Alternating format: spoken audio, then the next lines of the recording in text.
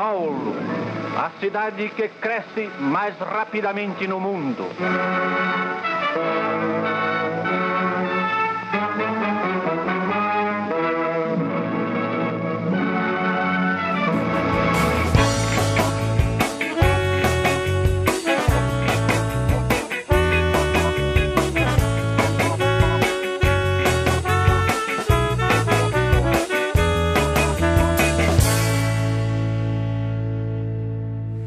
A senhora, por acaso, sabe quem foi Henning Boyleson?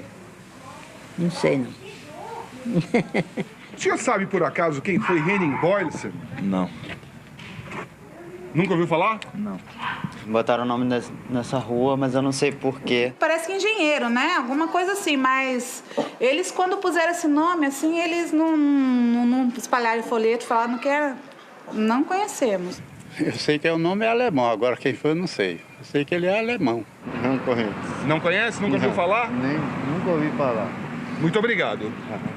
Sim, ele é um administrador. Ele foi um administrador dessa região. Dessa região? Dessa região. E o que mais a senhora sabe dele? Só isso, pelo fato de ter na plaquinha até mesmo. A gente lê.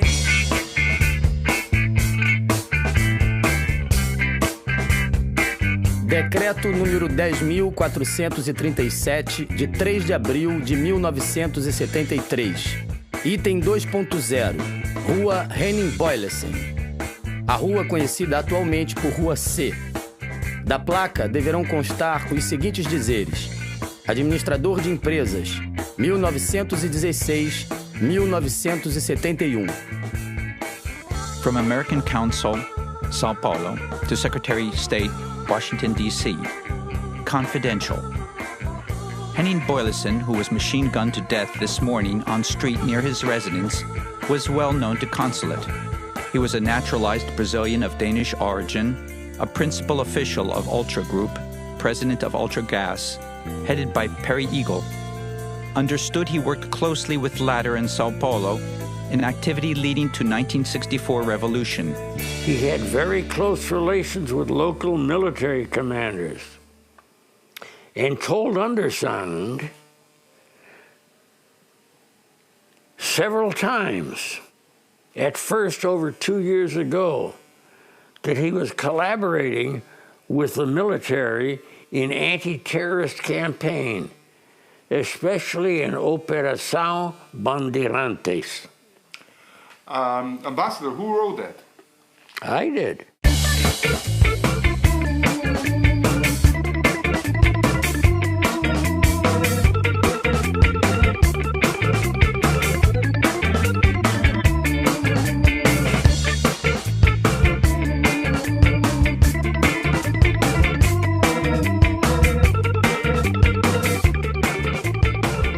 Agora vocês vão saber aqui quem é o nosso dinamarquês. Ele é um brasileiro naturalizado que está no Brasil há quantos anos, Guarani? Estou 30 anos. Há 30 anos no Brasil. É um grande industrial brasileiro. O Bollins é o chefe do grupo Ultragás, né? Ultragás. Dados pessoais e currículum vitae. Nome: Henning Albert Boyleson. Data de nascimento: 14 de fevereiro de 1916, Copenhague, Dinamarca.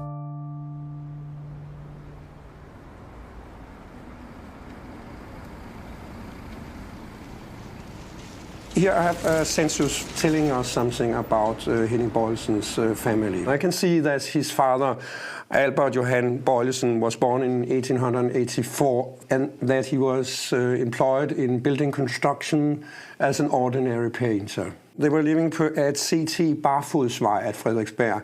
The building was originally built for people which don't have apartments. The apartments were very small. So the life in the apartment with the father and mother and the many children has been very narrow. As dificuldades de infância seriam, segundo ele, responsáveis pela sua vontade férrea de vencer, competindo livremente.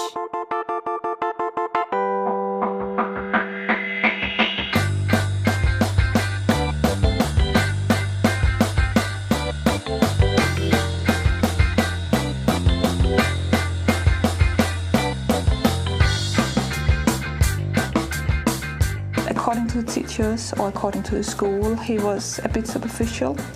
He was, he was not doing his schoolwork, he was a bit lazy, and he was forgetful.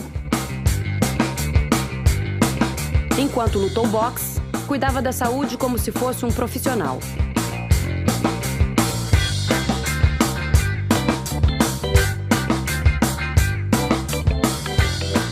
No futebol, conseguiu ser um ponta esquerda razoável, pelo menos para os padrões da Dinamarca.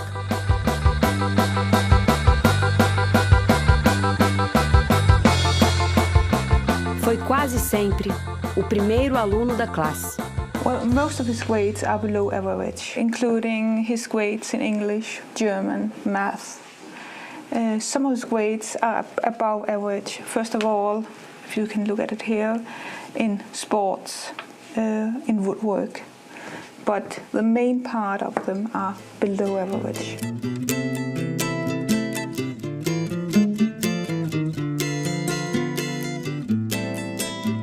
Jeg husker fra dengang han var en dreng, hvor tit vi måtte købe nye jakker til ham. Lige så tit han fik en. Lige så tit kom han hjem uden og sagde, mor, jeg mødte en, der trængte mere til en jakke end mig, så jeg har givet den væk. Sådan var Henning. Han var sådan en god dreng. Formação técnica, curso de administração de empresas, curso de contabilidade industrial, Instituto de Ensino, Comércio e Indústria, Copenhagen, Dinamarca. O meu avô, que era cônsul dinamarquês no Brasil, mandou as filhas para lá.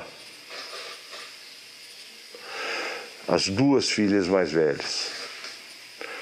Ora, uma delas começou a namorar com o meu pai. A outra começou a namorar com o irmão do meu pai. Deu-se a ordem, tá certo, para que ela, a mais nova, viesse de volta para o Brasil. Ela trouxe o meu pai junto, já casada.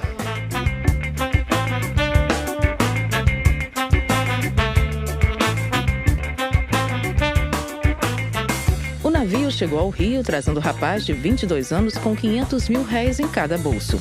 Uma volta de ônibus para conhecer a cidade tão famosa na Europa. Nessa volta, roubaram um dos 500 mil réis de um dos seus bolsos. Desistiu do Rio, veio para São Paulo.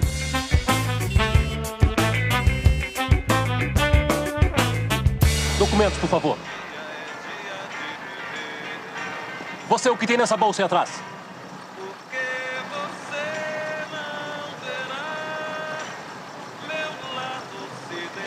E houve não apenas um acordo completo dentro da nossa organização, como dentro do MRT, porque os companheiros de lá também nos disseram que era unânime dentro da organização, que ele era uma pessoa que podia e que devia ser justiçada em represália, quer dizer, que estava na hora deles começarem a pagar também, não apenas o soldadinho que chegava na hora do combate com a gente, um cara lá, um PMzinho daquele, chegava num combate, levava 3 tiros e morria, enquanto os grandões, os figurões, continuavam frequentando os salões, continuavam aparecendo nas colunas sociais e matando nossos companheiros daquela forma como estavam matando. Os paulistanos gostam de ir à noite e dançar um samba no seu clube entre amigos.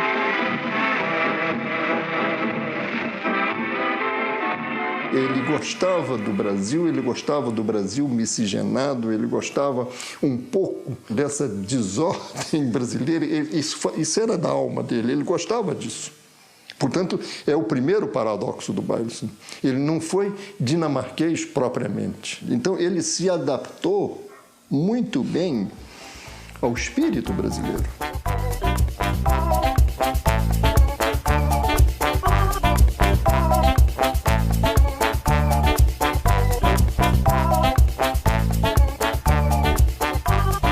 A simpatia dele era extraordinária. Na verdade, ele parecia um brasileiro. Ele era um brasileiro. A aparência dele era uma pessoa forte, decidido, e todo mundo sabia que ele tinha sido ex-lutador de boxe, uma coisa assim. Então, ele se apresentava como um machão, assim, sério. Henning Albert Boylussen var en person, der gjorde stor indtryk på en, lige fra første færd. Og han mindede meget om den amerikanske skuespiller Kirk Douglas, ja. Ja, han var jo en flot fyr, og en meget dygtig mand. Og vel også en meget idealistisk mand, når det drejede sig om hans politiske synspunkter og hans arbejde. E o Boles era uma figura boa, agradável, simpática, falante, extrovertido, gostoso. Empresário que havia trocado a Dinamarca pelo Brasil, homem que havia criado centro de integração entre a empresa e a escola, homem que, em função de ter filho com deficiência visual, tinha uma grande ação social junto a crianças e adolescentes, apaixonado pelo Brasil, que gostava de futebol, de caipirinha, que ouvia Chico Buarque de Holanda. Ele era cara muito bacana e pensava como a gente, né? Pensava como a gente. Então, quando pensa como a gente, sempre er uma certa afinidade. Han havde udstråling, han havde det, man kalder karisma. Når han kom ind i et lokale, så for at bruge en kliché, så fyldte han ligesom hele lokalet. Så forstummede samtalerne, så lyttede man til Henning. Så han havde, hvad vi kalder, en meget stærk, naturlig myndighed og udstråling. O Boles que está na minha memória era o idealista. Era homem puro e era homem íntegro. En hård mand. Og en mand, som jeg tror, man ikke sådan blev venner med umiddelbart, men en respekteret mand. Cargos ou funções ocupadas. 1942-1950, chefe de contabilidade Firestone do Brasil. 1951-1952, diretor, administração e vendas, fábrica Dantop. 1952 até o presente, Companhia Ultragás. No Grupo Ultra, ele entrou na área de contabilidade e área econômica e terminou como presidente da empresa. He was a very prominent businessman with this Ultra Group, which was well known, of course. Para Henning, porém, mais importante fora conquistar a fraternal amizade de Peri Igel, com quem se sentia tão identificado quanto o próprio irmão de sangue. Disse textualmente: se ele me mandar pular do abismo, eu pulo. Quando a gente discutiu sobre o Peri Igel, a ideia era, não se sabia se era ele, não. O que se sabia, o que a gente tinha informação, é que o Grupo Ultra estava financiando a banco. Metade da população brasileira usa gás com efeito. Metade. Quando você tem cerca de 50 milhões de pessoas são atendidas em suas casas com gás com efeito de petróleo. Pouca gente sabe disso. Pouca gente sabe. E a Ultragaz é a empresa líder no ramo, além de ser a pioneira. A companhia ia indo muito bem. E em 65, só na cidade de São Paulo se entregava 32 mil botijões de gás por dia. Ora, isso em 65. Nem imagina o que era um negócio desse. O Grupo Ultra dirige e controla cerca de 20 empresas. Opera no gás, opera no eletrodoméstico, opera na petroquímica. Eletrodoméstico é Ultralar. Ultralar é eletrodoméstico.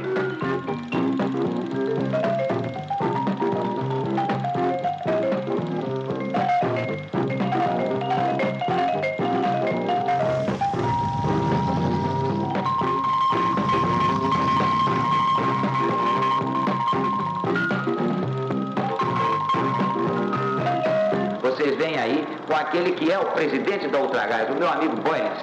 O Boles é o que tem a responsabilidade dentro do Grupo Ultra de presidir a Ultragaz. A primeira de toda pista que nós tivemos sobre o Boles não foi sobre o Boles, foi sobre a companhia Ultragaz. Por quê? Nós começamos a perceber, nesses relatórios de companheiros que chegavam à prisão, e também nos relatórios dos companheiros que às vezes escapavam de um cerco, que naqueles cercos sistematicamente tinha caminhões da Ultragaz que estavam estacionados perto. Então nós começamos a dizer, ué, esses caminhões é capaz de estarem participando do esquema.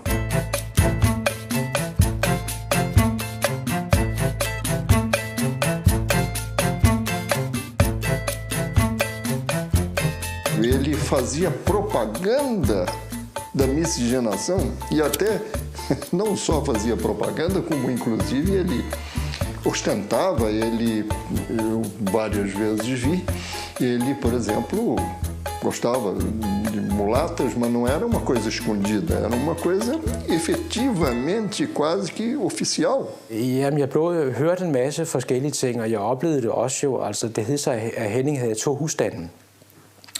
Henning havde en kone, som var på hans egen alder. Henning var på det tidspunkt først i 50'erne, 52-53.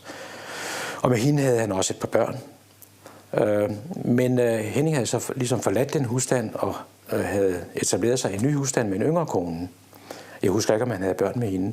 Men han var stadigvæk loyal med den første kone.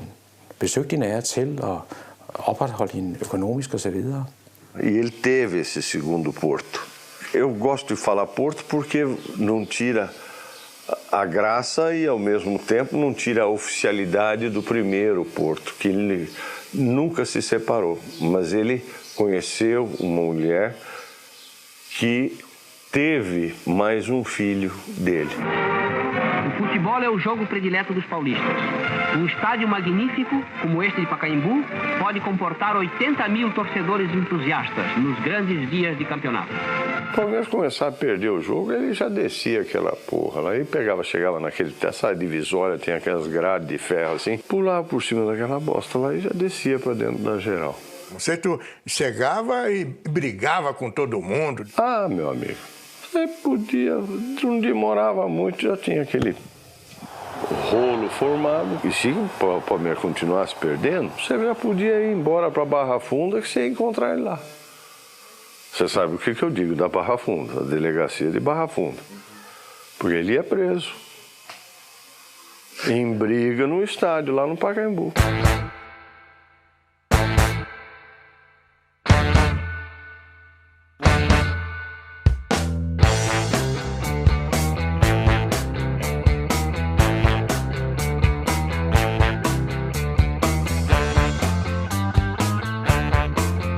O presidente João Goulart, que defende com ardor as reformas de base, principalmente a reforma agrária, comparece à grande concentração popular e ali expõe os altos propósitos do seu governo nesse sentido. João Goulart era uma ameaça porque era leniente. Esse era assim o âmbito, o espírito dentro das empresas. Achavam que o Jango ia implantar aqui a República Sindicalista, que se chamava na época.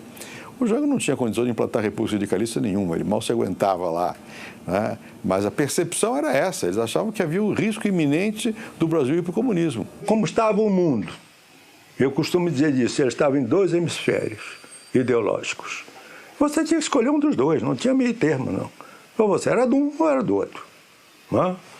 E isso tem a reflexão sobre o país. Also, you have to look at, there was a gentleman by the name of Fidel Castro who had taken over in Cuba. And in Brazil, early in the early 60s, there was a lot of turmoil, political turmoil, urban turmoil.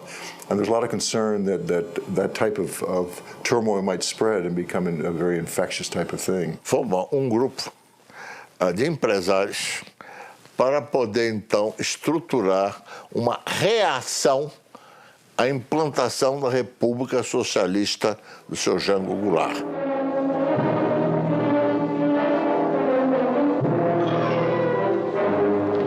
Aonde nos levarão as crises, o descalabro administrativo, a desordem? Aonde nos levará a omissão das chamadas elites? O tempo é pouco. O Brasil não pode esperar mais. Então, dentro das empresas, pensava-se assim, o empresário pensava assim, porque efetivamente ele temia a catástrofe. Ou seja, um governo comunista, ou que outro nome queira se dar. Começou-se aí o contato, por meu intermédio, do civil com o militar. Então tinha jornalistas, tinha empresário que estavam mais ou menos da causa. E vários grupos desses se reuniam às vezes para trocar ideias. Eu participei aqui em São Paulo. Essa percepção de que a ditadura militar ela não é um fenômeno estritamente militar, aliás, é uma das coisas que a gente mais deve destacar, né? Tanto quanto o golpe não foi apenas militar, foi civil-militar, com apoio dos empresários. Foi mais do desejo do empresariado de defender os seus interesses, que estavam sendo arriscados se houvesse uma cubanização do Brasil, digamos. Eles viam um grande risco nos seus negócios nisso. Então eles resolveram agir, né? E alguns entraram firme na situação, como foi o caso do Boyce. O Boyce, ele não gostava do comunismo mesmo. Ele deu a definição para ele o que seria um comunista. Quando jovem, quer aparecer. Quando adulto, ideal. Quando mais velho, burro. Og så mente han, at også Indien skulle, hvad skal man sige, sådan, være et sted, hvor der ikke var kommunister. Det så han altså rødt, når han stod der. Kommunista, det var han ikke klar. Ele era uma pessoa simplesmente inserida dentro desse pensamento e que genuinamente acreditava que era uma catástrofe que se avizinhava e que, portanto, pegar em armas ou se defender ou, enfim, fosse lá como fosse, era uma coisa perfeitamente legítima. Quando houve a precipitação,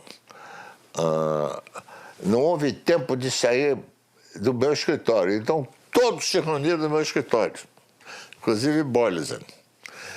E a maioria de nós, muito armado. Né? Boyleson, por exemplo, tinha naquela ocasião, me lembro disso claramente, uma metralhadora que era uma arma muito moderna para a época. E as Forças Armadas, elas próprias, mais do que ameaçadas, foram chamadas, praticamente intimadas, a cumprir a missão que o momento lhes impunha. Restabelecendo a ordem e livrando o país dos trapos vermelhos que ameaçavam sufocá-lo.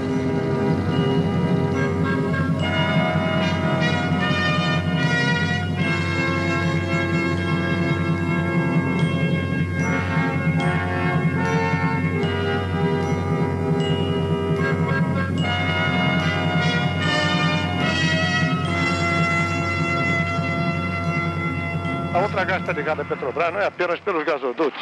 Ela está ligada à Petrobras praticamente em todo o seu programa. Ela consome o gás produzido na Petrobras. Ela está ligadíssima à Petrobras em toda a petroquímica. Ela é sócia da Petrobras na Petroquímica União, sócia da Petrobras na Oxiteno, e ela vai consumir ureia produzida pela Petrobras na Bahia. Porque a Petrobras tinha um monopólio. A Ultragás comprava o gás lá fora, transportava ele para o Brasil, vendia à vista para a Petrobras. Petrobras pegava, internava esse gás, a Ultragás ia lá e comprava ele de volta, pagando ele a 30 dias. No dia seguinte, esse gás já estava em São Paulo e vendido à vista. Então, isso, quer dizer, você tinha um capital de giro negativo, financiado por um banco excepcional que era a Petrobras. A Petrobras faz o Brasil entrar definitivamente na era da petroquímica. Com isso, progredirão a indústria de plásticos, a têxtil, a de tintas e principalmente a de inseticidas e adubos, diminuindo os custos atuais dos produtos em 50%. Ele pessoalmente frequentava a Operação Bandeirante, ia ver os presos e assistia a sessões de tortura.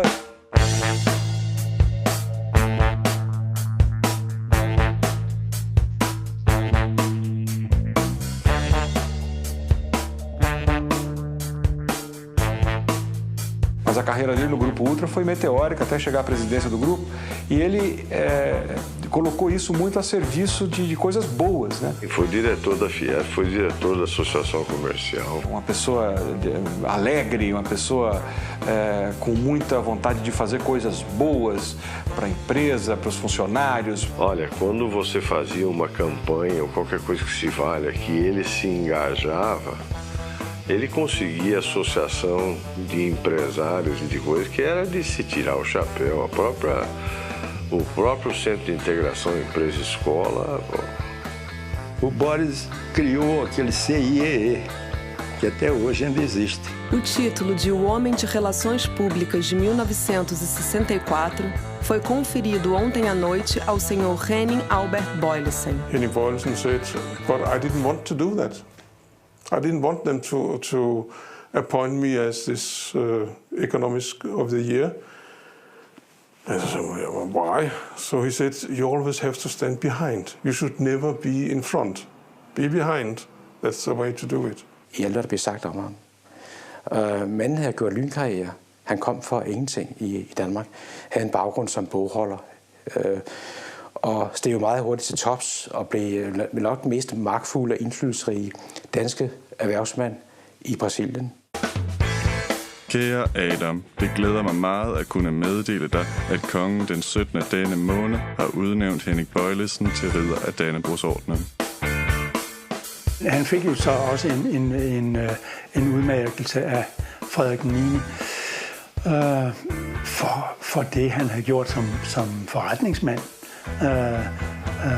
og hans deltagelse i Verdensbanken og så videre. Og der talte man jo ikke noget om de rygter, der gik om andre ting. If, for instance, that the Danish state or the royal family had been criticized for conversing with a guy who was involved in torture, it would be an embarrassment that something would have to be done. But nothing came forward. There was no news. It was not news at the time. Nobody cared to know about what Bøjlesen was doing in his spare time in Brazil.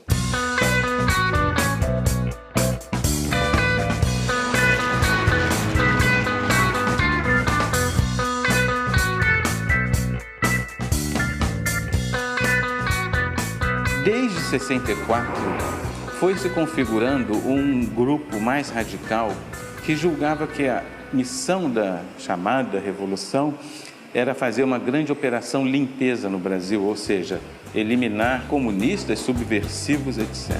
Ontem, hoje, sempre, minha pátria continente, eu te amo demais. Vou seguindo em frente, tão feliz e tão contente nessa ilha de paz. Ninguém segura essa nação. Ame ou deixe meu país alvissareiro. Eis o milagre da divina criação, majestosa inspiração, porque Deus é brasileiro. Pra frente, meu Brasil, pra frente. Eu te amo e com você sou mais feliz. Pra sempre, meu Brasil, pra sempre. Não me canso de exaltar o meu país. Primeiro vieram aquelas manifestações de rua, né? Aquelas grandes passeatas, e aquela turbulência toda levou ao tradicional número 5. Em 68, o regime recebeu uma dose cavalar de poder, com a edição do Ato Institucional número 5, dia 13 de dezembro de 68. E aí, os direitos dos cidadãos foram anulados. E é assim que Sua Excelência, o Senhor Presidente da República, após ter ouvido os membros do Conselho de Segurança Nacional, resolveu baixar um ato institucional que tem como finalidade fundamental preservar a Revolução de Março de 1964. O ato era um ato fascista, né, o AI-5. E foi uma imposição do Costa e Silva sobre o Castelo Branco. Foi o golpe no golpe, como eles dizem. E foi na sombra do AI-5 que se fez toda essa repressão. E provavelmente o AI-5 foi feito por causa disso, para poder dar mão livre, para poder atuar mais energicamente. Foi uma tragédia que durou muito tempo e atrapalhou o Brasil. Pra frente, meu Brasil, pra frente. Eu te amo e com você sou mais feliz. Pra sempre, meu Brasil, pra sempre. Não me canso de exaltar o meu país. Então, a partir daí, então, é que começa mesmo que esse pessoal todo que estava numa certa resistência ostensiva, né, e, de certo modo, passiva, né, porque era uma resistência de passeatas, discursos, comícios. Então, com o ato final número 5, eles praticamente vão para a clandestinidade. Vão para a clandestinidade e inauguram a luta armada. Se existisse democracia, se existissem outras formas do povo alcançar o poder, entende? Nós não escolheríamos uma forma violenta apenas porque sejamos violentos por natureza, entende? Não é essa a situação. Nós adotamos aquela forma que é a única possível dentro da situação histórica que vive o Brasil, entende? Não existe outra possibilidade do povo chegar ao poder, a não ser pelas formas armadas. Pouco depois do AI-5, em 68, né, nós, em abril de 69, afinal fizemos uma conferência política e nos constituímos realmente como uma organização de luta armada. Nós passamos a compartilhar formalmente aquela ideia muito específica da época, não é, de construir uma ofensiva revolucionária contra a ditadura. Assalto! Cala a boca! Todo mundo no banheiro!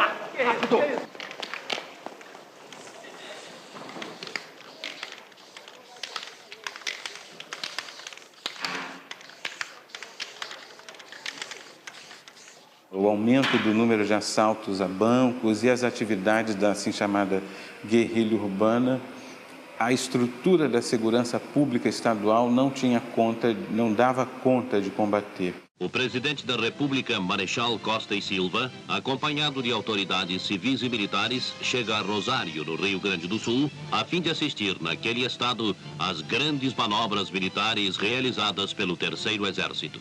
Os soldados revelaram alto nível de adestramento no emprego de armas ultramodernas e os oficiais sua capacidade técnica para enfrentar qualquer tipo de guerra moderna, inclusive guerrilhas. Porque era uma guerra que nós não estávamos muito preparados. O Exército não está muito preparado para uma guerra de inimigo interno. Ela não está preparada para isso. Eu diria que as organizações armadas no Brasil, elas se beneficiaram muito em toda uma primeira fase da relativa desorganização da polícia política brasileira. A polícia política brasileira era uma polícia política, assim como as esquerdas brasileiras, acostumada a uma luta política aberta sob as referências democráticas, né? E já estava nesse diapasão já há uns 20 anos, quando houve o golpe de 64. De sorte que ela estava particularmente despreparada para identificar e desbaratar organizações de vanguarda clandestinas que atuavam numa dimensão guerrilheira, né? O Brasil pode estar certo de que as Forças Armadas estão capacitadas a assegurar sua proteção contra os inimigos e salvaguardar a democracia, a liberdade e a justiça.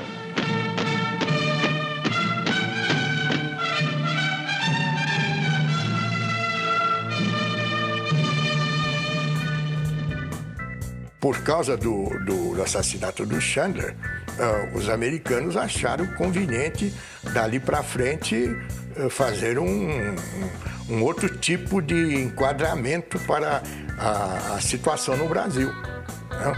E aí, eu tenho a impressão que foi assim que iniciou-se a UBAN. Não sei por que elementos da esquerda acharam que ele seria um espião americano. E resolveram, então, fazer o presunto do moço. A execução bárbara do capitão americano Charles Chandler, na presença da esposa e do filho de 9 anos, também teve um impacto imensamente negativo sobre as Forças Armadas. As Forças Armadas, na minha opinião, principalmente o Exército, sentiam que estavam na defensiva contra as ações dos terroristas cada vez mais violentas. Aqueles primeiros assaltos a banco, aquele primeiro sequestro, foram coisas assim de que nós nunca pensávamos que ia ter que enfrentar. Imagine o Exército tem que enfrentar um troço desse. That was a very difficult time when Elbrick was kidnapped. A nossa organização vai ser responsável por várias ações, inclusive a nossa organização participou do sequestro do embaixador norte-americano, juntamente com a ANN. O sequestro do embaixador americano criou a impressão, tanto na extrema-direita como em nós mesmos, de que nós estávamos mais fortes do que realmente estávamos. Os terroristas exigem 70 presos em troca do embaixador suíço. Tudo indica que quem comandou a ação foi o ex-capitão Carlos Lamarca. Ele é uma afronta ao exército brasileiro. O inimigo está no interior do próprio país e é a ameaça comunista na figura dos próprios nacionais. E então toda uma nova estratégia militar deve ser traçada para combatê-lo. Então o Exército, através do seu alto comando, resolveu formar um núcleo central da repressão. A UBAN foi criada por necessidade militar. Eles precisavam de um órgão que pudesse fazer a luta contra as forças de esquerda, entendeu? Mas no meio civil. Eu fui um dos fundadores, né? A UBAN começou na Manuel Nóbrega, na divisão do Exército, antiga divisão de infantaria, e lá é que concentrava a atividade. Iniciou-se o combate ao terrorismo, foi lá. Quem era o chefe da Operação Bandeirantes era aquele major, que hoje é o general Brilhante Ustra, né? O responsável pela segurança interna da área, em São Paulo, era o general José Canavarro Pereira, que resolveu, então, unificar os esforços das Forças Armadas, da Polícia Federal e das Polícias Civil e Militar de São Paulo, centralizando as ações de combate ao terrorismo sob um comando único e sob a responsabilidade do Exército. Com essa finalidade, em 27 de junho de 1969, com a aprovação e o apoio material do governador Abreu Sodré, governador do estado de São Paulo, foi criada a Operação Bandeirante, também conhecida como OBAN. O governo Abreu Sodré transformou uma delegacia de polícia que já existia na Rua Tutóia num centro de tortura, de interrogatório, de captura, de luta contra os militantes contrários à ditadura militar. Desencadeou-se então em São Paulo a Operação Bandeirante, que foi, com certeza, a mais radical, a mais cruel operação da repressão durante o regime militar brasileiro. São Paulo, o maior centro industrial da América Latina. São Paulo era também o centro da resistência, né? Você imagina o que é o pânico do sistema financeiro em São Paulo, percebendo que de uma hora para outra aumenta muito o número de assaltos a banco, né? De modo que não é por acaso que foi nessa cidade que surgiu a UBAN. Onde é que houve problema militar? Onde é que houve problema das greves violentas? Onde é que houve a mudança da igreja? Tudo no mesmo lugar. Então esse era um lugar sério, evidentemente, para fazer o esforço principal. Foi o mais criminoso e sanguinário aparato da repressão. Era um órgão que combinava gente do Exército e da Polícia de São Paulo, Ernesto. Eles podiam prender, torturar e matar quem eles quisessem.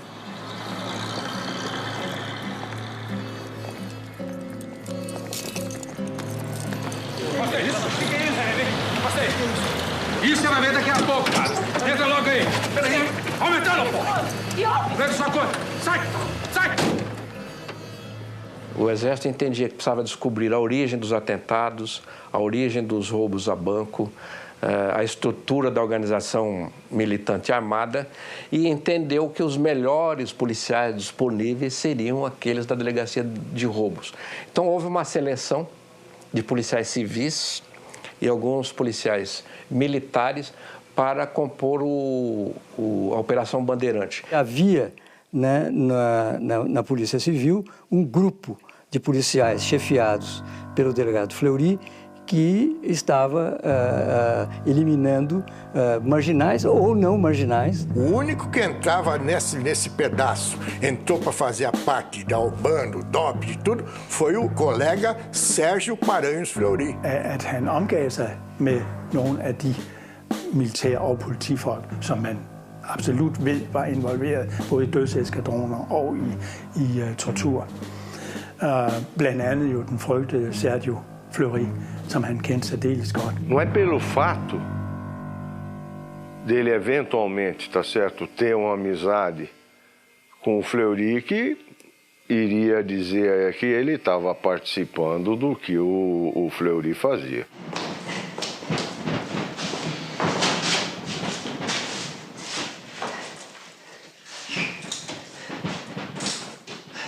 Tira a roupa. Tira a roupa, terrorista, filho de uma puta!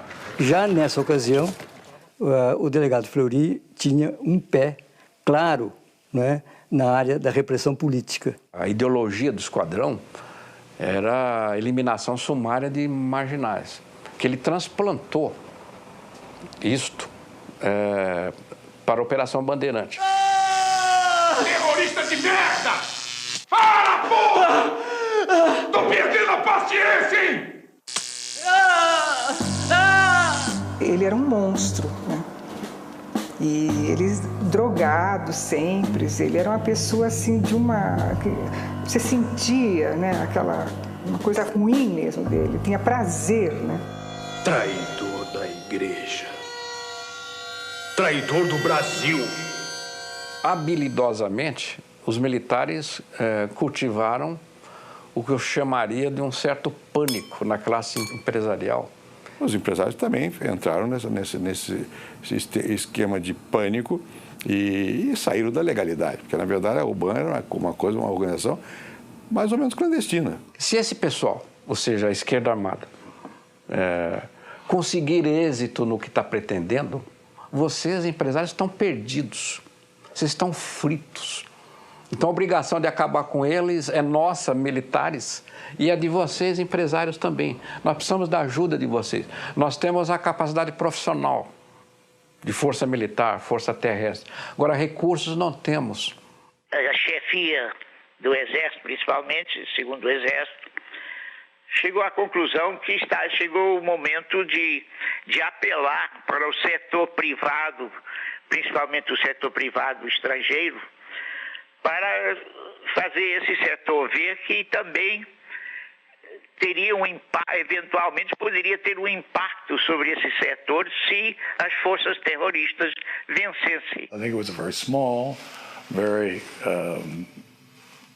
smart, competent people, but it was not. I don't really think it was a major threat to the Brazilian government. A tese era: hoje somos nós, amanhã poderão ser vocês. Então nós precisamos de apoio a fim de poder realizar as nossas missões eficazmente. E esse apoio seria apoio financeiro, não é? O Exército planejava operações, precisamos disso, disso, disso. E isso nós temos, isso nós não temos. Ou quem pode arrumar para a gente? Pode arrumar para a gente, o Vidigal pode arrumar para a gente, eles têm relação aí fora. E para eles ficava mais fácil eles ligar com outros civis do que você. O Exército tem ligação com 10, 20, 30 civis. Então, 2 ou 3 civis de peso desse, de respeito, servia de ponte com os outros. Então, muita gente cooperava, não era ele. Ele servia de ponte, que ele dava o aval de que não era dinheiro para botar no bolso, pô. Você está me dizendo que empresas privadas pagavam a polícia e os militares para torturar e matar? Eu não faço isso porque quero. Isso o quê? Isso, dar dinheiro ao Garcia. Dinheiro para quê? Para combate à subversão. Que parece que toda quinta-feira tinha uma reunião, um almoço, né? E ele levava sempre a reboque o ministro Delfim Neto. E o próprio ministro da Fazenda reuniu empresários em São Paulo para pedir dinheiro na luta contra a subversão. O Delfim respondia perguntas eventuais, o doutor Gastão passava o chapéu e disse: bom, agora vamos fazer as colaborações para a UBAN. Há muita gente influente que contribui. E eu não posso ficar de fora. Por quê? Porque eu perco o crédito, perco as concorrências. E passava a bandeja e nessa bandeja iam sendo depositados os cheques. Então os empresários sacaram seus cheques e o primeiro deles passou o cheque para o Bolas. Ele olhou e devolveu e disse: faça um no valor dobrado. A Operação Bandeirante tinha uma estrutura precária. Tanto é que tinha o chefe, e 2 subordinados, que era eu e outro sargento, que coordenava tudo, coordenava as equipes, coordenava tudo, mandava as equipes para não sei para onde, mandava não sei para onde. Então, não tinha. Depois, com o destacamento, aquilo foi compartimentado. Tinha um setor de informações, tinha um setor de análise, tinha um setor... Aí a coisa começou a funcionar, percebeu? E provavelmente aí tinha verba já, porque já era um quartel que tinha verba destinada. Tomás, você está me dizendo que a sua companhia financiava esses animais? Eu disse pode ser. Como é que você... Como é que eu o quê, Ernesto? Você tem alguma ideia do que estava em jogo? Você acha mesmo, nessa tua santa ingenuidade, que empresas como a nossa iam deixar ir pelo ralo centenas de milhões de dólares de investimento assim, sem mexer um dedo? E o apoio para nós era importante, quer dizer, não só como informação, como estrutura, e era para nós uma participação que interessava, porque era o meio civil que estava se mobilizando, porque afinal de contas, sozinho você não ganha guerra nenhuma. No fundo, isso foi importante politicamente para o regime, porque solidarizou setores empresariais com o regime. Vocês também estão com a mão aqui. Esse que foi o símbolo. Não é por causa do dinheiro em si. Dinheiro o governo tinha. Porque foi o apoio político, que ficava, digamos, selado através do dinheiro. Secret. The most enthusiastic supporters of the regime are the industrialists of Brazil, centered in Sao Paulo, the rapidly growing metropolis in the southeast. Industry has benefited most from the government's economic policies, and its leaders maintain close ties with the military establishment and the finance ministry. Existe até uma lista que chegou a ser divulgada, né, com os maiores contribuintes, em que aparecia, se não me engano, como número 1, justamente a Ultragás. Esta é uma lista de empresas que financiavam a tortura e foi encontrada com o grupo que matou Boylston. Mostram os papéis. Thomas não se interessa em pegar o papel. Ernesto pega para examinar. Diversas multinacionais, como o Grupo Ultra, a Ford e a General Motors, entre outros, financiaram a Operação Bandeirante, projeto piloto da repressão que resultou na criação dos DOI-CODE. It makes sense that big American firms, as well as Brazilian firms, would want to try and contribute as much to establish a peace and to keep any type of revolution from occurring. Since he was so prominent in all these other aspects, getting money, for example, for Bandeirantes, that would excite the interest of our station chief, I'm sure. So he would probably approach Boylston, try to get some information out of him. He could do that without being an agent, of course. O americano nunca financiou coisa nenhuma. Ele via com bons olhos o movimento, porque qualquer regime diferente, tipo Cuba, aqui para o americano não era. De modo que ele, como conselheiro, eles sempre tiveram, eu tive muito contato com a CIA. Eu pessoalmente, tive contato com a CIA.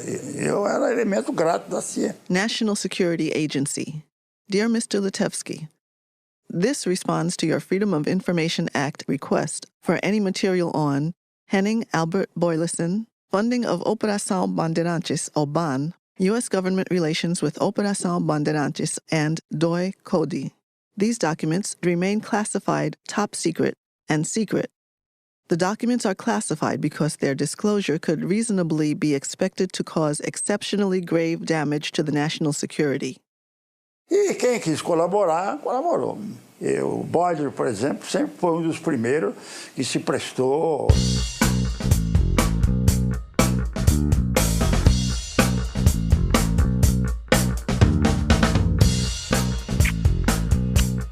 E o elemento de ligação que se prontificou a ser ligação com o setor privado foi o Boylston.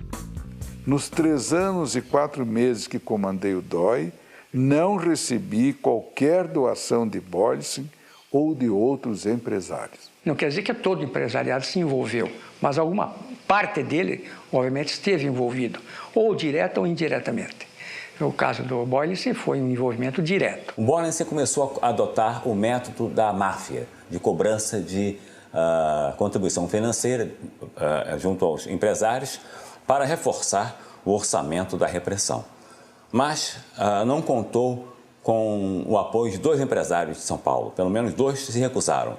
Antônio Emílio de Moraes e o José Mindlin.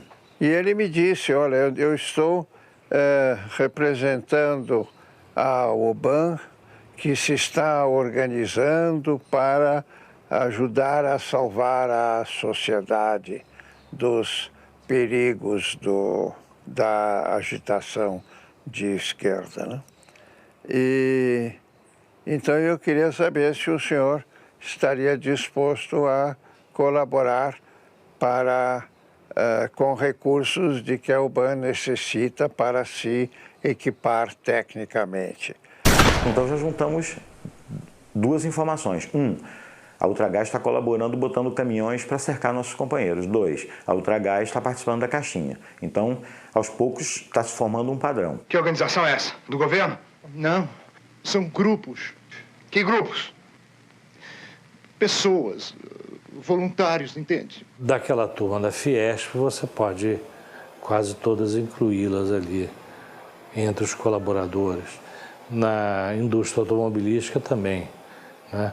Nas indústrias de material pesado também. E Boyles era uma pessoa importante no esquema de financiamento, mas não era a única. Tinham pessoas no mesmo nível de importância que ele, banqueiros. E quando eu digo banqueiro, eu estou falando dono de banco. É inegável que a participação do Boyles era municipal do que nacional. Enquanto um amador aguiar, sem que ninguém percebesse, sem que haja demérito nisso, ele tinha uma participação nacional e reservada, que deixava-o participar dos destinos da nação brasileira com muito maior intensidade do que o Boyles. A Folha de São Paulo era um jornal que cedia suas caminhonetes para o trabalho da UBAN, né? Para disfarçar os agentes da UBAN nas suas operações de busca e captura, né, e investigação.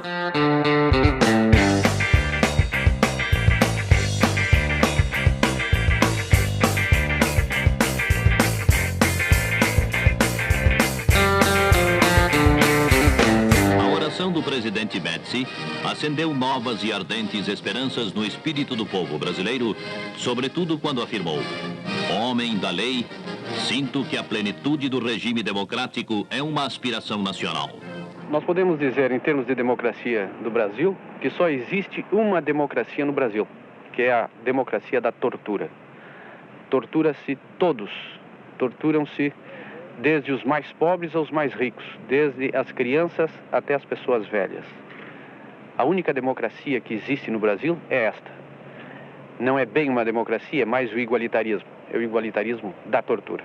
Eu acho isso um exagero dos maiores, como tantos outros exageros dessa turma da esquerda festiva. Hoje à noite vai haver uma sessão. Está a fim de ir? Bem, eu... Sessão do quê?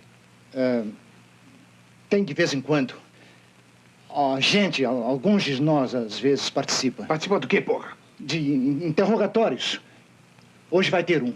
A UBAN, de fato, era um lugar onde os presos eram vistos e eram torturados também à vista de alguns ricaços que pagaram para poder assistir à tortura dos inimigos deles. É preciso ver que, nesse momento, as Forças Armadas brasileiras admitiram participar de uma atividade policial repressiva ilegal e que, em última instância, implicaria na tortura e mesmo no extermínio, no assassinato político. Por exemplo, se eles pegavam um elemento aqui intramuros, né? Pode ser que vocês não devam pôr isso aí. Eles faziam torturas, faziam o que eles queriam, né? Pegavam o que eles queriam. Agora é a sua vez. Vamos abrir o bico, padreco comunista. O Esquadrão de la Muerte me arrestou e me torturaram 3 dias consecutivos, pero no terceiro dia, eles bajo la mano do capitão Benoni Albernaz. O Albernaz, ele se dava muito bem com Boyles, né? Além de tinha esse, como ele frequentava o UBAN, sempre que ia ao UBAN, passava na casa do Albernaz e iam juntos. suas ordens deve inspirar-se na tradição de liderança do Exército Brasileiro. Energia com benevolência, autoridade com exemplo, persuasão com sentimento. Durante 30 dias, diariamente, fui torturado da mesma maneira. Levaram até o Castra, onde fui torturado severamente. Fui para o pau de arara. Também fui colocado no pau de arara. Um cacetete no ânus, um cacetete com dentes. Pegaram uma tesoura e me seguravam pelos seios. Fechavam a tesoura sobre o seio, fechavam, apertavam, depois tiravam. Vai falar agora? Quem são vocês? Quem vocês pensam que são? Até o surgimento da UBAN, a tortura era praticada, mas de um modo muito sistemático. E, por outro lado, também, frequentemente, de modo amador. Né? Quer dizer, o tratamento brutal, mas sem sistema, sem inteligência, sem informação, né? Sem método. Né? Isso a UBAN trouxe. Usavam métodos assim mais, vamos dizer, como eles falavam, científicos, né? Tanto que a equipe tinha o enfermeiro. Dr. Coutinho era um encarregado de observar toda a tortura para impedir que os torturadores passassem o limite em que eu ficasse inconsciente. O importante para isso, não por humanidade, evidentemente, mas porque para eles era importante atingir apenas o limite da minha resistência.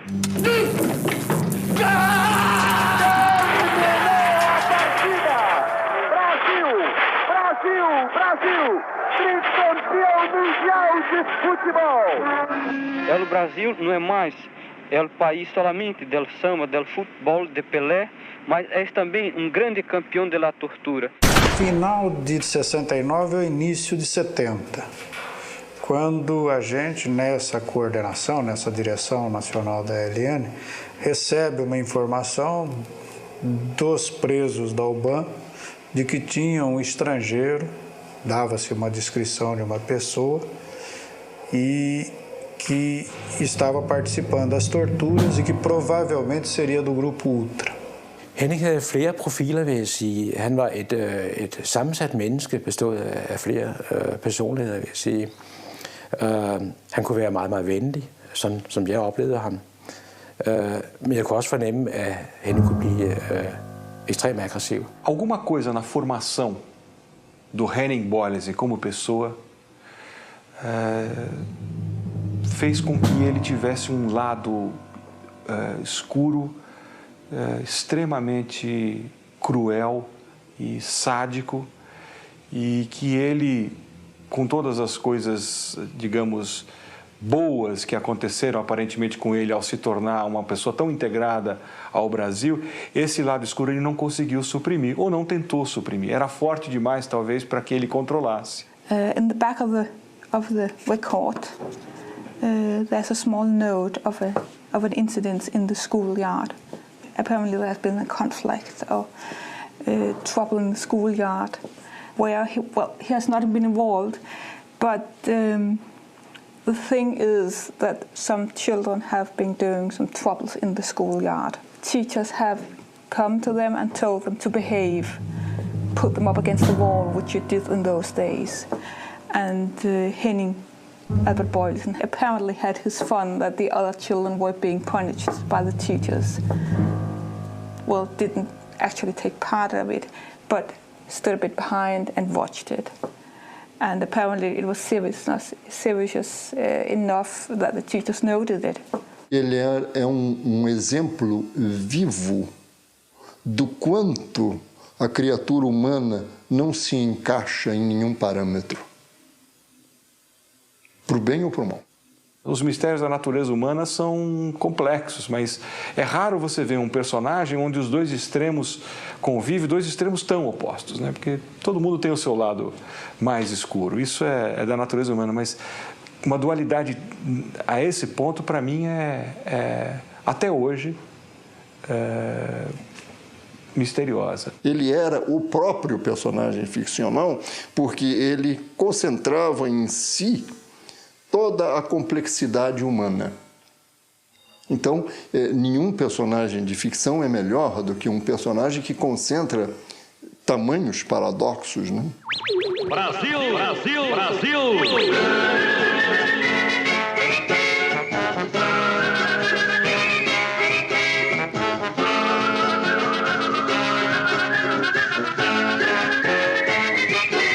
Eu não conheci pessoalmente o Browning, como é Boylan? Boylensen.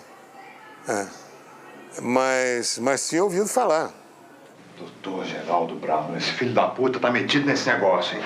O filme fazia um contraponto entre a euforia do Brasil na Copa do Mundo e o que se passava nos bastidores e nos porões, digamos, da época do governo militar. E todo mundo também sabia da Operação Bandeirantes, aquela coisa toda. Então, eu criei um personagem que tinha, que tem um nome parecido. Doutor Geraldo Browning, seu tempo já acabou. Começa a fugir. Para mim, você é um homem morto. Porque eu queria fazer um filme naquele momento que pudesse ser exibido. Eu li o roteiro, o Roberto Farias me apresentou logo nos primeiros meses em que eu era presidente da Embrafilme, se não nos primeiros dias. Achei que era um roteiro importante, interessante.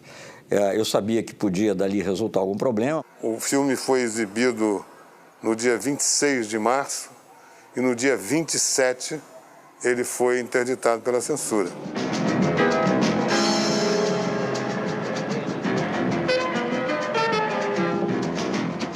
Num determinado momento, quando eu fui, digamos, convidado a me demitir da Embrafilme, por alguma pessoa do establishment político-militar na época que disse, não, mas é claro que o filme não é um filme de ficção, o filme se referia à Operação Bandeirantes. Eu falei, bom, é óbvio que isso era evidente. O que diferenciou Boylensen dos outros empresários é que ele, de certo modo, era um homem fanatizado ou talvez sádico. Porque os outros empresários se limitaram a dar o dinheiro que pediram e não se sabe o nome deles.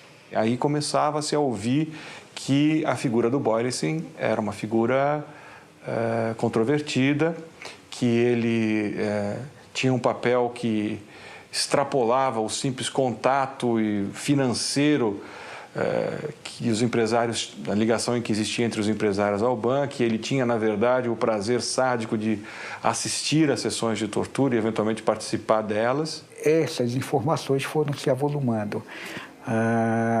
Primeiro, de que ele recolhia dinheiro, era um dos caixas, um dos tesoureiros desse esquema de financiamento ao BAN, e depois com as informações de companheiros presos de que ele participava pessoalmente da tortura, das sessões de tortura no BAN. Ele perguntou o que eu tinha, né? Então, falei com ela, nós usamos aí um método, ela não tem assim, né? Não está podendo andar, mas vai voltar, né? Mais tarde eu vim saber, né, pela descrição física, que era o presidente da Ultragás, né? Que a gente já sabia antes, né, que ele colaborava com o BAN. Era dele, do instinto dele. Ele era um cara assim. Você está entendendo? Um cara que topava esse negócio, gostava disso. Eu me lembro da postura dele assim, bem distante, né? Uma pessoa, olhar frio, assim. E achei estranho, porque ele era totalmente diferente, né, do pessoal que ia lá, né? Quando era militar mesmo, né? Entrar um cara que não tem nada que ver com polícia nessa faixa e começar a frequentar, todo mundo fica alertado. Que tortura. Que deve ter havido, houve agora planejar e botar, inclusive, um civil para torturar. Peraí. O fato do Boylensen ter participado de tortura, eu acho isso uma bobagem das maiores. Ele visitava o DOI-CODE, às vezes fazia refeições no DOI-CODE. Assumiu o comando do DOI no dia da sua criação, em 29 de setembro de 1970. Boylensen foi assassinado em 15 de abril de 1971. Nesse período, ele esteve uma única vez no DOI em dezembro de 1970, quando foi me cumprimentar pelo Natal. E ele frequentava constantemente a Operação Bandeirantes, a sede da Operação Bandeirantes. E gostava muito do pessoal, trabalhava. A gente sentia nele até um guerreiro também, como éramos nós. A gente sentia nele também um guerreiro.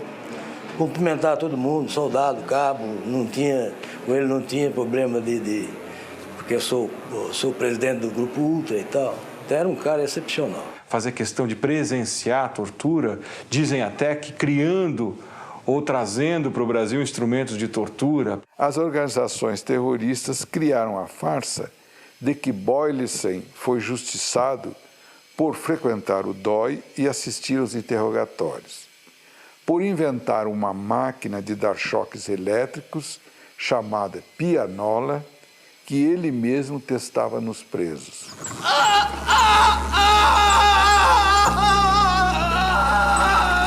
O choque elétrico parece a mim e a maioria dos companheiros a pior das torturas. O choque é corrente contínua, não é um pequeno choque de 1 minuto. Há um companheiro que ficou no Brasil que sofreu um choque contínuo durante 20 minutos. Existem diversos instrumentos para dar choques elétricos, entre eles a pianola Boylissen. Adquirida nos Estados Unidos e trazida para o COD-DOI de São Paulo pelo industrial Henning Albert Boylissen, a pianola tem um teclado como os instrumentos musicais, que ao serem premidos, fornecem uma descarga elétrica em escala crescente. Ninguém sabe bem o que era exatamente aquela pianola, a não ser que ela era, evidentemente, uma bateria de choques elétricos acionados num teclado. Preso pelo DOPS de São Paulo, Olavo Hansen foi imediatamente levado para o DOI-COD, onde ele foi torturado. Na volta, os companheiros de cela de Olavo ouviram dele o relato das torturas sofridas. Obrigado a despir-se, sofreu espancamentos, pau de arara, afogamentos e choques elétricos, agora aplicados por um aparelho mais sofisticado e conhecido como pianola Boylissen. Jeg tror, der var en eller anden form for dødsdrift på en eller anden måde. Måske også længsel efter den kultur, han kom fra på en eller anden måde. Men den kultur, han så kom over til, gav ham nogle flere muligheder. Den gav ham mulighed for at udleve alle de der laster og skal vi sige, mørke sider, som han havde. Det han aldrig kunne udleve i Danmark. Der var han blevet stoppet af vores systemer her. Men der kommer han over til en land, hvor han opdager, at der er måske sådan en eller anden form for til selvbord, hvad det angår. Der kunne han udleve alle de der mørke sider, han havde. Det kunne jeg egentlig godt fornemme.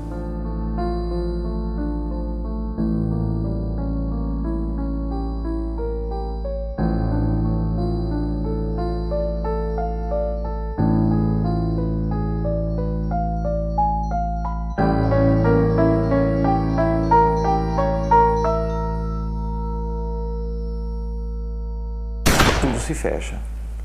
Diretor da Ultragás, a Ultragás emprestando os caminhões, a Ultragás participando da caixinha e o diretor da Ultragás dirigindo uma sessão de torturas. O Monsieur Boylissen, além de financiar, tinha prazer em assistir e participar das sessões de tortura na sede da UBAN. Ele foi visto lá por militantes presos e a informação chegou ao comando da guerrilha que condenou Boylissen à morte. É um estigma, esse homem é o mal, né? E talvez do outro lado achasse que ele era o bem, né? Porque ele ficou assim uma espécie de mito, não? Uns achavam que ele fazia uma coisa espetacular, outros não achavam, e assim era a coisa. E os esquerdistas não topavam ele, de jeito nenhum. Tanto que armaram o acontecimento que deu origem à morte dele. Reservado. Declarações que presta Antônio André Camargo Guerra, organização a que pertence, MRT, que em janeiro próximo passado, quando o declarante esteve na Guanabara, recebeu uma relação de 3 nomes: Henning Arthur Boylissen, Peri Igel e Sebastião Camargo, os quais deveriam ser levantados pelo MRT e que tal solicitação partiu de Carlos Lamarca. O Lamarca é que foi quem pediu o levantamento de 3 pessoas, 3 empresários, que ele achava, primeiro aquela velha história do CIA, são da CIA, etc. e tal, que eram o Boylissen, que estaria na lista do Lamarca como um X, como se fosse prioridade. O comando da guerrilha teria recebido um bilhete com 3 nomes. O nome do Boylissen, o nome do Peri Igel, que também era do Grupo Ultra, e o nome do Sebastião Camargo, que era o maior empreiteiro de obras públicas do Brasil, da Camargo Correia. Dizia-se na época que essa era uma lista de empresários para fazer um levantamento da rotina dessas pessoas, para que eles fossem eventualmente sequestrados, não necessariamente assassinados. Nós sabíamos disso alguns meses antes do acontecimento. Nós já sabíamos que ele estava sendo manjado. Henning var bestemt bevæbnet. Altså Henning havde truffet sine forholdsregler, fordi han vidste, de var efter ham. Så han havde installeret en maskinpistol, eller 2 maskinpistoler, på den indvendige side af sin bil. En på højre siden til medpassageren, og så en han selv brugte. Aliás, dizem que eles têm uma lista de gente importante para sequestrar e matar. Eu não quero nem pensar nisso. Foi aconselhado várias vezes a ter segurança e assim mesmo ele não queria segurança, simplesmente não queria. Não, faço isso sozinho porque eu resolvo as coisas sozinho. Ele era destemido. Jeg synes, det er utroligt dumt af ham. Han bare var taget afsted alene, for jeg tænkte, manden må skulle da vide, at det ville gå galt på et eller andet tidspunkt, det der. Han stod på listen som dødsdømt.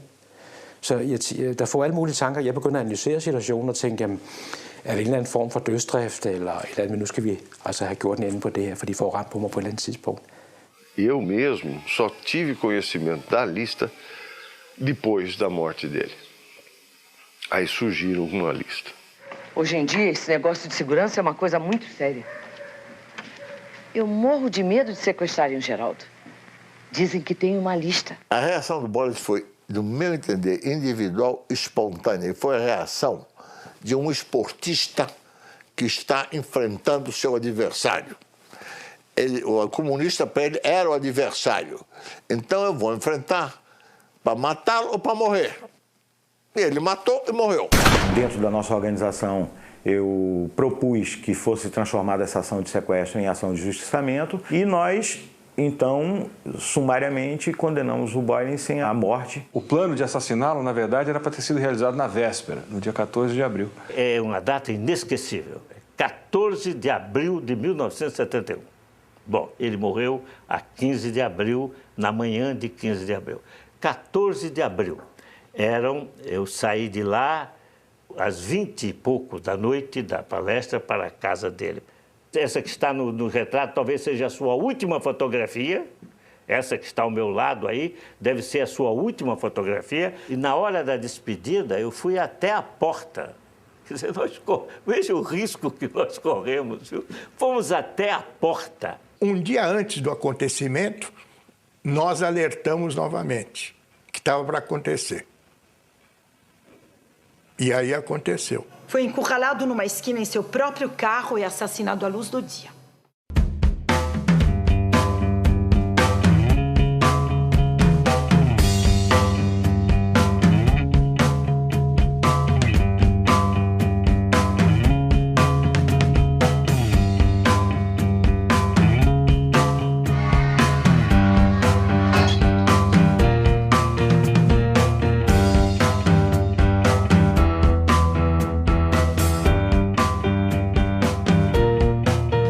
Dia 15 de abril de 1971, quando Boylissen entrou com seu carro na Alameda Casa Branca, 2 carros com os terroristas emparelharam com o dele. Ele tenta subir a Peixoto Gomide para ir na direção da Paulista, mas a Feira Livre o impede de fazê-lo. E entra na Barão de Capanema à direita para tentar subir a Casa Branca à esquerda na direção da Paulista.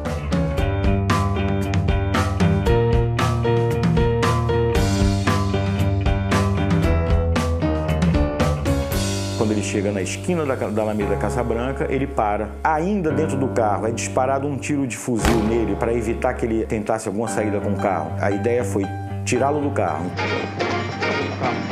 Vocês dois, saiam daí, rápido! Fica na tua, cara! Esse filho da puta é um dos responsáveis pela tortura no Brasil. Após ter sido atingido por um tiro de fuzil, Boylissen ainda tentou fugir a pé. O Boylissen saiu do carro, tentou fugir para onde tinha uma em direção a uma feira, mas havia companheiros já esperando por ele ali. Ele voltou e o Yuri atirou. Os dois companheiros encarregados descem desse carro da ação e, durante a corrida dele, ele foi sendo acertado nas costas. Foi trucidado com rajadas de metralhadora que o atingiram nas costas e no rosto.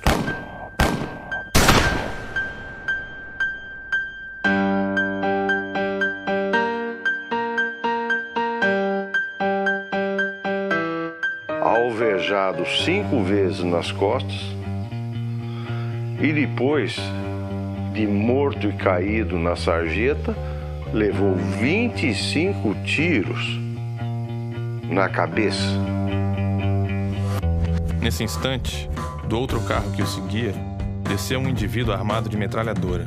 Já caído, sem nenhuma possibilidade de reação, o industrial foi fuzilado friamente.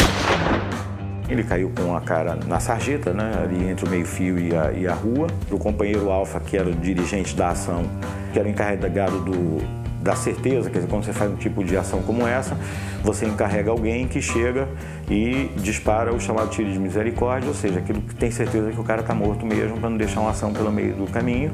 Na verdade verdadeira, se eu estava ali, eu era o Alfa. Então eu lhe digo que eu sou Alfa. Eu era quem estava dirigindo a ação. O último tiro foi dado a curta distância. Boylessen morrera. Entramos nos carros e iniciamos o trajeto de fuga. Durante a fuga, trocávamos olhares de contentamento e satisfação. Quando eu dobro à direita na Rua Barão de Capanema, eu me deparo com esse Galaxy branco, com as portas abertas, a porta do motorista aberta, o pisca-pisca ligado, e o carro está perfurado de balas. Aí eu olho em volta e vejo que não é só o carro que está perfurado de balas. Eu vejo bala nas paredes, eu vejo balas numa banca de jornal que tinha do outro lado da Alameda Casa Branca. Aí eu olho à direita, no meio-fio, aquela água suja correndo pelo meio-fio, um corpo caído. Eu consegui passar com o carro entre o Galaxy e o corpo que estava no chão. E ao entrar no prédio, já as sirenes e a gritaria toda dos carros que chegavam, aquelas veraneios, aqueles carros que eram, nessa época, bastante associados com a OBAN, com a repressão.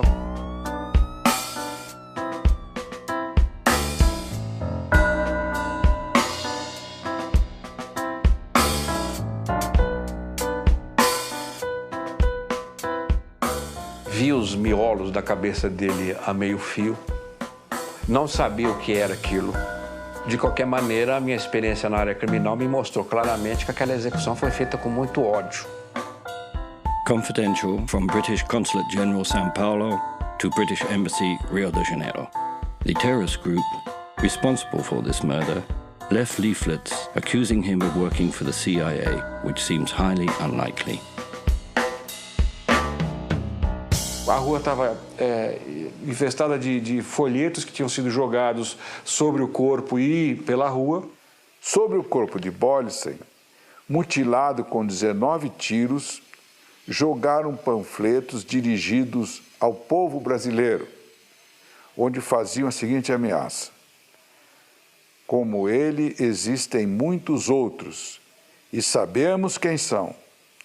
Todos terão o mesmo fim. Não importa quanto tempo demore. O que importa é que sentirão o peso da justiça revolucionária, olho por olho, dente por dente.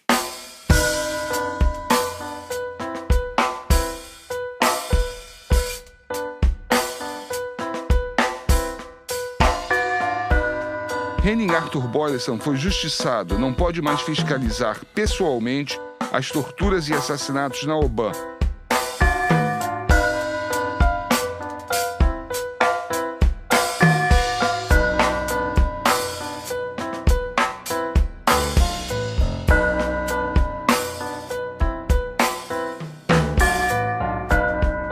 This audacious and wanton killing of Boylessen has shocked and alarmed São Paulo more than kidnappings or other previous acts of terrorism.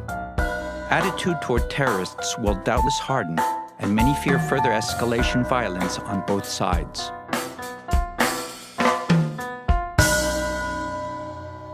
Quando ele foi morto, lá de uma maneira cruel, nós não aprovamos a morte, de jeito nenhum. Não queríamos derramamento de sangue, mas também não podíamos celebrar uma missa por alguém que era protestante, que tinha outra crença e não acreditava na Santa Missa. Então, eles me pediram para celebrar a missa, eu disse não. Não posso celebrar a missa por ele, posso celebrar a missa pela paz, mas não por ele, nem nomear o nome dele. Um espanto, mas ao mesmo tempo sem surpresa. Eu fui pego de uma surpresa total quando me ligaram para o meu serviço de manhã dizendo que o meu pai tinha sofrido um atentado terrorista e que tinha sido morto nesse atentado terrorista. Até hoje eu me pergunto, mas por quê? Confidencial. Presidência da República, Serviço Nacional de Informações, Agência Regional de São Paulo. Foi sepultado na manhã do dia 16 o senhor Henning Albert Boylissen, assassinado por terroristas em nome do MRT e da ALN. O crime, que contou com requintes de crueldade, impressionou profundamente a população. Colaborava intensamente com as autoridades militares no combate ao terrorismo, tendo ajudado materialmente de modo substancial a montagem da Operação Bandeirantes. Dava a essas organizações policiais seu apoio incondicional, o que lhe valia a amizade de grande círculo de militares e de autoridades policiais. Lembre-se que Boylissen se expunha muito, frequentando inclusive a sede da OBAN, onde muitos presos devem tê-lo conhecido. Não há praticamente outras pessoas com o mesmo grau de envolvimento físico. O envolvimento do meu pai com a Operação Bandeirante? Não. Isso eu tenho certeza. Como também tenho certeza de CIA e outras bobagens, isso aí eu tenho certeza. Não. Primeiro que ele não tinha nem ideologia suficiente para isso. Havia diversas teorias. Quem que poderia lucrar com a morte dele? Havia pelo menos 3. Eu apenas vou citar uma, que eles acharam que ele foi liquidado pelos comunistas. Os outros 2 eu não quero nem falar. Eu acho que o Boylissen foi um utópico. Foi um idealista e que, pela sua natureza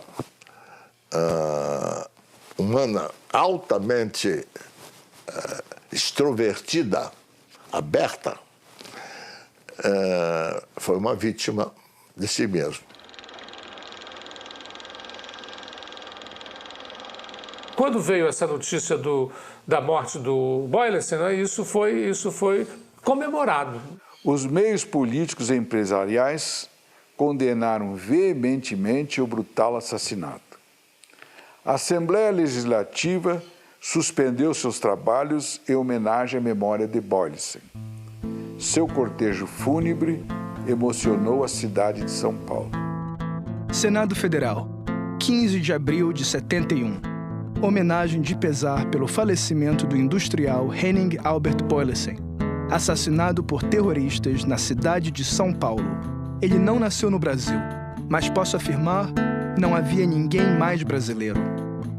Via o futuro, amava a nossa terra.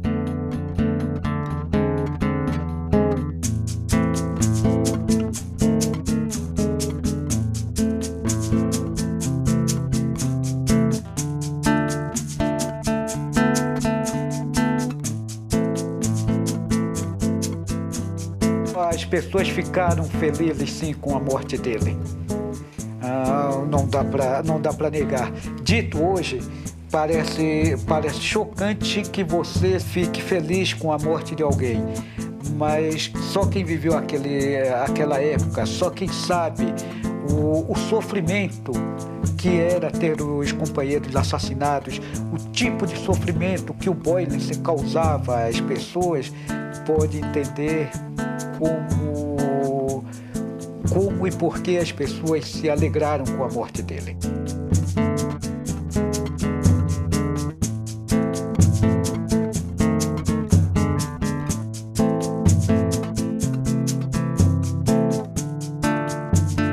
naquela época era assim, tá do meu lado ou tá contra mim? Tava contra. Então ninguém de boa formação não vai ficar feliz que o outro foi assassinado. Mas, enfim, é um a menos, né? Do outro lado. Mas o pessoal fala no bode, porque ele foi assassinado. Escolheram ele para dar um exemplo para os outros. Mas eu citaria uns 10 outros aqui, mas não vou citar porque... Eu não achei que se pudesse caracterizar essa eliminação do Boyles como um ato de terrorismo. Eu acho que foi mais uma atitude de dar um alerta ao empresariado de que eles não estavam, ainda que protegidos pelos órgãos de segurança, não estavam imunes a uma solução radical. Para mim é um crime que até hoje está lá impune.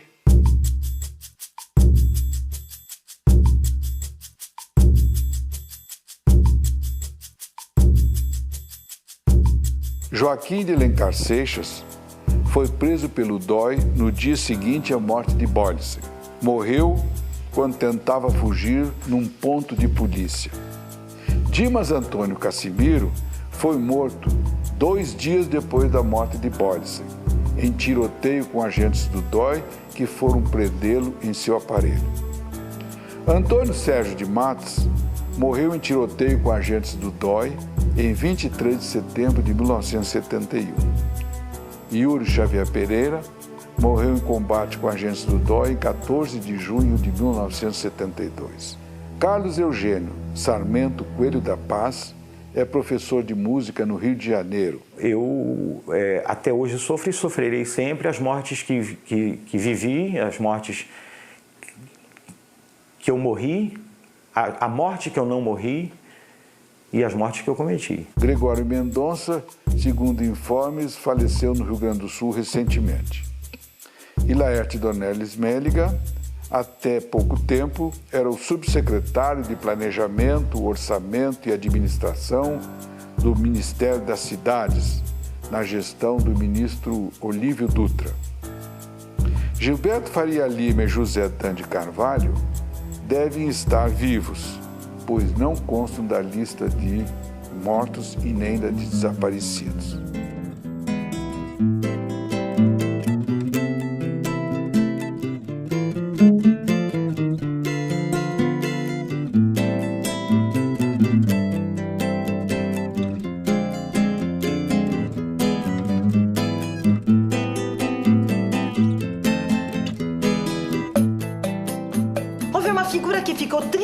Famosa por sua ligação com Albon. Um executivo dinamarquês naturalizado brasileiro. Se chamava Henning Boylessen. Eu queria escrever sobre o envolvimento do empresariado com a repressão, porque esse é um assunto que foi muito pouco falado. Foi varrido para debaixo do tapete por razões óbvias. A grande parte das empresas que participaram desse esquema estão aí ainda. Então, não é do interesse dessas empresas e também não foi do interesse do governo após a redemocratização mexer nisso. O fato é que esse assunto ficou um tanto esquecido. É muito mais cômodo não discutir esse assunto, porque esse assunto fatalmente trará atrás de si todos esses inconvenientes que afetam determinadas pessoas. No fundo, o Boyles foi que botou a cara. Mas é a cara de muitos outros que tinham uma atitude semelhante, né? Que achavam que, enfim, justificaram a repressão, né? Então, melhor não falar dele, porque ao falar dele, como se diz em latim, de te fabula narrator. Eu estou contando a sua história. Não a sua, mas a dos outros que estavam ali por trás. Eu acho que é isso, né? Vocês tiveram, assim, a imagem de um homem que, nascido na Dinamarca, foi para o Brasil, lá fixou-se, começou de baixo e hoje, dentro do Brasil, é um grande industrial. Os terroristas mortos têm seus nomes colocados em logradouros públicos. A família de Henning Albert Boylessen, até hoje, nada recebeu do governo. Outra, a rua, que não é muito rua, mas tá o nome dele. Boa tarde. O senhor, por acaso, sabe quem foi Henning Boylessen? Henning Boylessen foi um administrador de empresas, presidente, se não me engano, do grupo Ultragás, que foi trocado por terroristas que estavam presos na época dos militares no poder.